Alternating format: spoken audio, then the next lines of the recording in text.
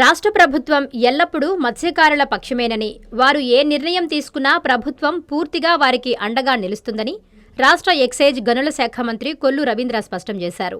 నెల్లూరు కలెక్టరేట్లోని తిక్కన ప్రాంగణంలో సముద్రంలో చేపల వేటకు అక్రమ బోట్ల ప్రవేశం పూర్తిగా నివారించడం, జువలదిన్నె మత్స్యకారుల సమస్యపై రాష్ట్ర ప్రభుత్వం ప్రత్యేకంగా నియమించిన కమిటీ సభ్యులు మాజీ మంత్రి Mopidevi Venkataramana, Kakinada MLA Kondababu, maritime board chairman Damacharla Satya, collector Himanshu Shukla అధ్యక్షతన ప్రత్యేకంగా సమావేశం నిర్వహించారు. ఈ సమావేశంలో మంత్రులు కొల్లు రవీంద్ర, ఎన్ఎండి ఫరూక్, ఆనం రామనారాయణ రెడ్డి, ఎమ్మెల్సీలు బీదా రవిచంద్ర, బల్లి కళ్యాణ్ చక్రవర్తి, రామ్గోపాల్ రెడ్డి, ఎమ్మెల్యేలు Somireddy Chandramohan Reddy, Vemireddy Prashanti Reddy, Dagumati Venkatakrishna Reddy, Nelavala Vijayasree, Pasam Sunil Kumar, IG Sarvashreshth Tripathi, SP doctor Ajitha Vejandla, fisheries commissioner Ramulu Naik హాజరయ్యారు. మన తీరంలో చేపల వేటకు అక్రమంగా తమిళనాడు, పాండిచ్చేరి బోట్లు ప్రవేశాన్ని పూర్తిగా అరికట్టేందుకు తీసుకోవలసిన చర్యలు, మత్స్యకారుల భద్రత, భరోసా మొదలైన అంశాలపై కమిటీ సభ్యులు ప్రజాప్రతినిధులతో చర్చించారు. సమస్య పరిష్కారానికి తీసుకోవలసిన పలు అంశాలను ప్రజాప్రతినిధులు, కమిటీ సభ్యులు మంత్రుల దృష్టికి తీసుకొచ్చారు. సమస్యకు శాశ్వత పరిష్కారం చూపాలని కోరారు. అనంతరం రాష్ట్ర ఎక్సైజ్ గనుల శాఖ మంత్రి కొల్లు రవీంద్ర మీడియాతో మాట్లాడారు. ఈ సమావేశంలో ఏఎస్పీలు దీక్ష, సౌజన్య, మత్స్యశాఖ జాయింట్ డైరెక్టర్ శాంతి, ఏడీ చాంద్ బాషా, డీఎస్పీలు, మెరైన్ పోలీసులు, వివిధ శాఖల అధికారులు పాల్గొన్నారు. ఈరోజు నెల్లూరు జిల్లా కుప్పల్లి గ్రామంలో మరి ఆ రోజున పాండిచేరికి సంబంధించినటువంటి బోట్లని దాదాపు 8 నెలల క్రితం ఇక్కడ ఫిషింగ్ హార్బర్లో మత్స్యకారులు అలాగే అధికారుల కస్టడీలో పెట్టడం జరిగింది. మొన్న ఆ బోట్లని వాళ్ళు తీసుకెళ్ళిపోయినటువంటి సందర్భంలో గ్రామాల్లో ఉన్నటువంటి ఇబ్బందులను గమనించి ప్రభుత్వం చాలా సీరియస్గా, ఎందుకంటే తమిళనాడు బోట్లు వచ్చి ఇక్కడ ఫిషింగ్ చేసుకునేది గత 20 సంవత్సరాల నుంచి కూడా జరుగుతూ ఉంది. దాని మీద ఉన్నటువంటి ఇబ్బందులన్నీ కూడా గమనించిన తర్వాత గౌరవ ముఖ్యమంత్రి చంద్రబాబు నాయుడు గారు, ఆంధ్రప్రదేశ్ రాష్ట్ర ప్రభుత్వం ఈరోజు ఒక టీంని ఇక్కడ పంపించడం జరిగింది.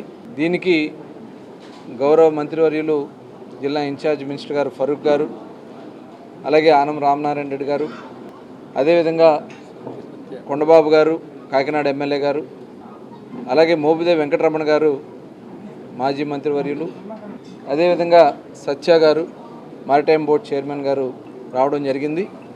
డీటెయిల్డ్గా మొత్తం ఇన్ఫర్మేషన్ అంతా కూడా శాసనసభ్యులు అందరూ కూడా వచ్చారు. పెద్దలు చంద్రమోహన్ రెడ్డి గారు కానీ, ప్రశాంత్ రెడ్డి గారు, అలాగే బేదా రవిచంద్ర గారు, సునీల్ గారు, కృష్ణారెడ్డి గారు, అలాగే సత్యశ్రీ గారు, విజయశ్రీ గారు, అలాగే చక్రవర్తి గారు, కళ్యాణ్ చక్రవర్తి గారు, జోనల్ కోఆర్డినేటర్ రామ్ గోపాల్ గారు అందరూ కూడా రావడం జరిగింది. అలాగే జిల్లా కలెక్టర్ గారు, అలాగే ఫిషరీస్ కమిషనర్ నాయక్ గారు, అలాగే ఎస్పీ గారు, డిఐజీ గారు, పెద్దలందరూ కూడా డీటెయిల్గా డిస్కస్ చేశాం. ఇవాళ ఏదైతే తమిళనాడు నుంచి బోట్లు వచ్చి స్థానికంగా ఉన్నటువంటి మత్స్యకారులకి ఇబ్బంది కలిగించే పరిస్థితులు అది చాలా కాలం నుంచి ఉంది. దాని మీద అనేక సార్లు ప్రభుత్వం కూడా తమిళనాడు ప్రభుత్వంతో కూడా డిస్కస్ చేయడం జరిగింది. అయితే ఇక్కడ ఏదైతే కోస్టల్లో ఉన్నటువంటి పోలీసుకు సంబంధించి కొన్ని బోట్స్ ఉండేవి, ఆ బోట్స్ అన్నీ కొన్ని కారణాల వల్ల అవన్నీ కూడా మరి రిపేర్లో ఉండడం వల్ల దాదాపు 27 స్టేషన్స్లో 18 బోట్లు ఈ కోస్టల్ మెరైన్కి సంబంధించినటువంటి బోట్లు ఉండే. ఆ బోట్లన్నీ కూడా రిపేర్ రావడం, దానివల్ల అవన్నీ కూడా ఆగిపోవడం, మన దీన్ని మానిటర్ చేయడానికి సరైనటువంటి టాస్క్ ఫోర్స్ లేదు. మరి గతంలో వచ్చినటువంటి సందర్భంలో ఒక టాస్క్ ఫోర్స్ టీం ఏర్పాటు చేయాలి. అటు ఫిషరీస్ డిపార్ట్మెంట్ నుంచి, పోలీస్ డిపార్ట్మెంట్ నుంచి, రెవెన్యూ నుంచి, ఫారెస్ట్ నుంచి, ఫైర్ డిపార్ట్మెంట్ నుంచి ఒక ట్రయల్గా బోట్ కూడా తయారు చేసి పంపించడం కూడా జరిగింది. అది కూడా గస్తీ తిరుగుతూ ఉన్నారు. అలాగే మరొక 2 బోట్లు కూడా తయారు చేసి, ఎందుకంటే బాగానే కంట్రోల్ అవుతుంది, దాంట్లో డ్రోన్స్ పెట్టారు, అత్యాధునిక టెక్నాలజీతో అక్కడ బైనాక్లర్స్తో చూస్తూ ఉన్నారు, ఐడెంటిఫై చేస్తూ ఉన్నారు. మిగతా 2 బోట్లు కూడా పెట్టి, ఎందుకంటే ఏప్రిల్ 15th వరకు ఫిషింగ్ జరుగుతుంది, తర్వాత బ్యాన్ పీరియడ్ వస్తుంది. కాబట్టి 15th లోపు ప్రజెంట్ ఉన్నటువంటి సిచ్యువేషన్లో ఆ తమిళనాడు బోర్డు రాకుండా ఆపడానికి కావాల్సినటువంటి కార్యక్రమాలు, చర్యలు తీసుకోవడం జరుగుతుంది. భవిష్యత్తులో ఈ బోట్లన్నింటినీ కూడా, ఈ 18 బోట్లు రిపేర్ చేయటమా లేకపోతే కొత్త బోట్లు తీసుకోవడం అనేది ముఖ్యమంత్రి గారితో మేము ఒక నివేదిక తయారు చేసుకుని వారి దృష్టిలో పెట్టడం జరుగుతుంది. అక్కడ ఉన్నటువంటి పరిస్థితుల్లో రేపు మళ్ళీ జూన్ 15 నుంచి బోట్లు మళ్ళీ ఫిషింగ్ వెళ్తాయి కాబట్టి అప్పటికి పూర్తి స్థాయిలో ఈ బోట్లన్నీ కూడా రెడీ చేయడానికి చర్యలు తీసుకోవడం జరుగుతుంది. అట్లాగే మరి ఇప్పుడు కొన్ని స్థానిక ఫిషింగ్ హార్బర్ ఇష్యూస్ ఉన్నాయి. కృష్ణపట్నం పోర్ట్ వచ్చిన తర్వాత అక్కడ ఫిష్ ల్యాండింగ్ అక్కడ ఆపడానికి జట్టీలు కట్టారు, కానీ అవి ఇంకా కొన్ని ఏర్పాటు చేయాల్సినవి ఉన్నాయి. మారిటైమ్ బోర్డు నుంచి కూడా చైర్మన్ గారు కూడా వాళ్ళ సీఈఓతో మాట్లాడారు. అలాగే కొన్ని రాష్ట్రంలో ఇంకా ఫిషింగ్ హార్బర్లో నిర్మాణంలో జరిగి ఉన్నాయి, కొంత పెండింగ్ ఉన్నాయి. అవన్నీ కూడా కంప్లీట్ చేయడానికి ఒక నివేదిక తయారు చేసుకుని ఏదైతే మత్స్యకారులకు కావాల్సినటువంటి అవసరమైనటువంటి అన్నీ కూడా ఏర్పాటు చేయడానికి, అలాగే పెద్దలు ఇందాక సోమిరెడ్డి గారు చెప్పారు, పులికాట్ రివర్కి సంబంధించినటువంటి పులికాట్ సరస్సుకు సంబంధించినటువంటి ఇష్యూ ఉంది, దానికి కూడా తవ్వకానికి కావాల్సినటువంటి చర్యలు తీసుకోవడం. అట్లాగే గవర్నమెంట్ ఆఫ్ ఇండియా నుంచి కానీ ఇప్పుడు ప్రధానమంత్రి మత్స్య సమృద్ధి యోజన కింద కొన్ని స్కీమ్స్ ఉన్నాయి, కానీ సబ్సిడీస్ విషయంలో కొన్ని ఇబ్బందులు ఉన్నాయి. అలాగే బ్యాంకర్స్ నుంచి కొన్ని ఇబ్బందులు ఉన్నాయి. ఇవన్నీ కూడా ఇన్సూరెన్స్ నుంచి కంపెనీల నుంచి కొన్ని ఇబ్బందులు ఉన్నాయి. ఇవన్నీ కూడా గమనించిన తర్వాత ఆ 50 బోట్లు శాంక్షన్ అయితే కేవలం ఇప్పుడు 8 బోట్లు మాత్రమే మన రాష్ట్రంలో లబ్ధిదారులు వచ్చారు. మిగతా వాళ్ళని కూడా ఐడెంటిఫై చేసి వాళ్ళకి బ్యాంకర్ సపోర్ట్ ఇచ్చి కేంద్రం నుంచి వచ్చే పథకాలు ఏవైతే ఉన్నాయో అవన్నీ కూడా మత్స్యకారులకు అందే విధంగా కార్యాచరణ చేసుకుంటాం. అలాగే ఏదైతే ఇప్పుడు ఇష్యూ ఉందో దీనికి ఆ గ్రామస్తులు ఒక సమావేశం పెట్టుకుంటారని చెప్పి మరి పెద్దలందరూ కూడా చెప్పడం జరిగింది. ఆ సమావేశం పెట్టుకుని వాళ్ళు ఏ నిర్ణయం తీసుకున్నా ఈ ప్రభుత్వం వాళ్ళ సంక్షేమానికి అభివృద్ధికి కట్టుబడి ఉంది. వాళ్ళు ఎలాంటి నిర్ణయాలు తీసుకున్నా దానికి ప్రభుత్వ సహకారం అందిస్తాం.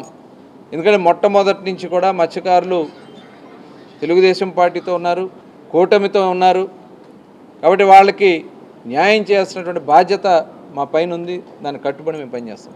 ఎందుకంటే వాళ్ళ వరకు జరిగినటువంటి సంక్షేమ అభివృద్ధి కార్యక్రమాల్లో బ్యాన్ పీరియడ్లో డబ్బులు 20,000 రూపాయలు ఇవాళ దగ్గర 1,20,000 మందికి పైన ఇవాళ బ్యాన్ పీరియడ్ డబ్బులు ఇస్తున్నాం. ప్రతి వ్యక్తికి 20,000 రూపాయలు చొప్పున ఇస్తున్నాం.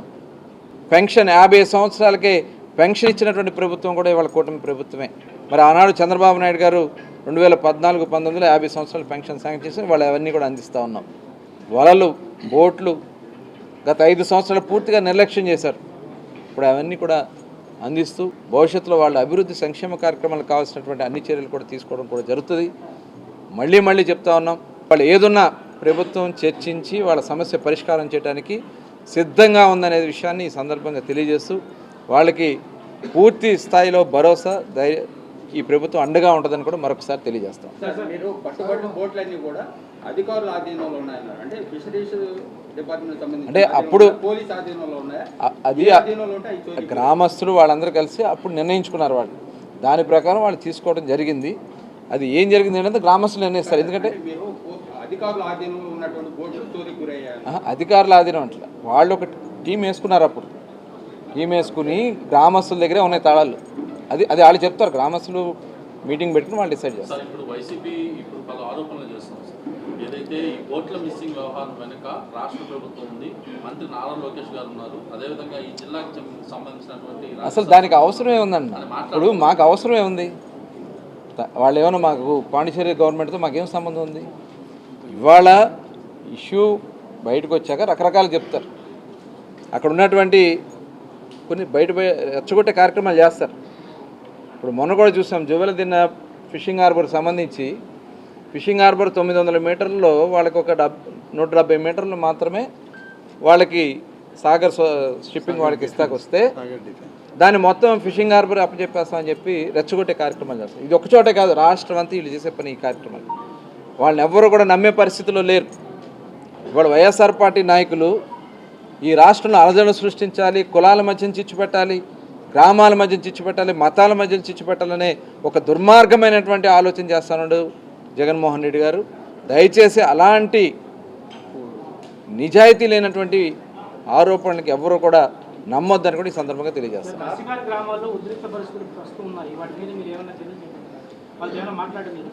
చర్యలు ఎందుకంటే ఒక గ్రామ కట్టుబాట్లు ఉంటాయి. ఇప్పుడు మా తీర ప్రాంతంలో మత్స్యకార గ్రామాలు ఎలా ఉంటాయంటే కొన్ని కట్టుబాట్లు ఉంటాయి. వాళ్ళు పెద్దలందరూ కూర్చొని డిసైడ్ చేస్తారు.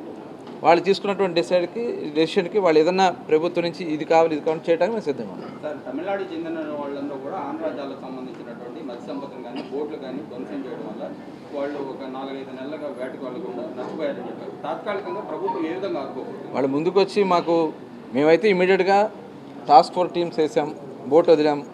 ఇంకా మిగతా బోట్లు కూడా 3 బోట్లు ప్రిపేర్ చేస్తున్నాం. రేపు ఏప్రిల్ 15 వరకు ఈ బోట్లు గస్తీ తిరుగుతాయి. ఇంకా భవిష్యత్తులో ఇంకొక 18 బోట్లని రెడీ చేసి పెట్టడం జరుగుతుంది. రేపు జూన్ 15 నాటికి అవి రెడీ చేసి పెడతాం. వాళ్ళు ఎలాంటి కార్యాచరణ ఇస్తే ఆ కార్యక్రమం చేయడానికి ప్రభుత్వం సిద్ధంగా ఉంది.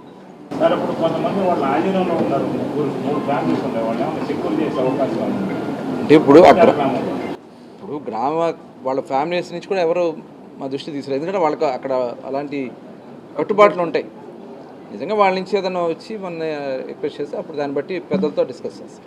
సార్, అంటే వాస్తవంగా నెల్లూరు జిల్లాలో తమిళనాడుకి అత్యంత దగ్గరగా ఉండే ప్రాంతం. దశాబ్దాల కాలంగా ఈ మత్స్యకారులకి ఆ మత్స్యకారులకి మధ్య వివాదాలు జరుగుతుంది. దీంట్లో శాశ్వత పరిష్కారం తీసుకునే అవకాశాలు అందుకనే ఇప్పుడు దీనికి ఏంటంటే ఇప్పుడు గతంలో ఏంటంటే ఇంటర్ స్టేట్స్ మధ్యన కూడా వచ్చినప్పుడు వెళ్ళినప్పుడు ఎలాంటి యాక్షన్ తీసుకోవాలనేది ఒక క్లారిటీ లేదు. ఇది గవర్నమెంట్ ఆఫ్ ఇండియాలో తీసుకోవాల్సిన నిర్ణయం. అందులో గతంలో కూడా కొన్ని ఇష్యూస్ ఉన్నాయి. 12 నాటికల్ మైల్స్, 11 నాటికల్ మైల్స్ ఇలాంటి ఇష్యూస్ ఉన్నాయి. అవన్నీ కూడా గవర్నమెంట్ ఆఫ్ ఇండియాతో డిస్కస్ చేస్తాం. అలాగే తమిళనాడుతో కూడా ఇప్పుడు సిఎస్ గారితో తమిళనాడు గవర్నమెంట్కి కూడా తెలియజేయడం జరుగుతుంది.